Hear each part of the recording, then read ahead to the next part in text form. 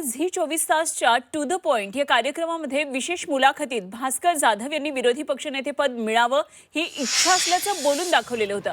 तसंच राजकारणातून निवृत्त व्हावं असं वाटत असल्याचं वक्तव्यही जाधवांनी त्यावेळी केलेलं होतं. पाहूया या मुलाखतीतला हा अंश.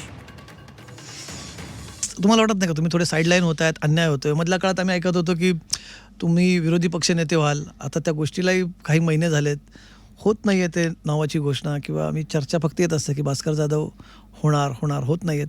असं आहे की मी साईडलाईन होतोय असं काही मला तरी वाटत नाही.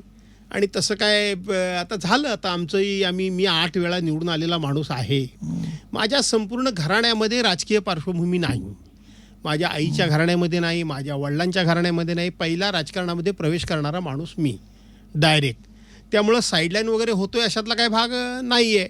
परंतु एक गोष्ट आहे की शेवटी क्षमतेप्रमाणे काम करायला संधी मिळाली तर आनंद वाटतो, काम करायला हुरूप येतो, काम माणूस अधिक जोमानं करू शकतो.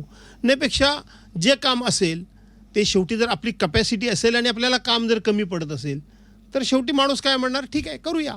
खरं सांगू का, असं वरच्यावर आता मनात यायला लागले की आपण राजकारणात आता निवृत्ती घेऊया का असं वाटायला लागले. का कुणास ठाऊक, परंतु असं वाटायला लागलं की आपण आता निवृत्त झालं पाहिजे.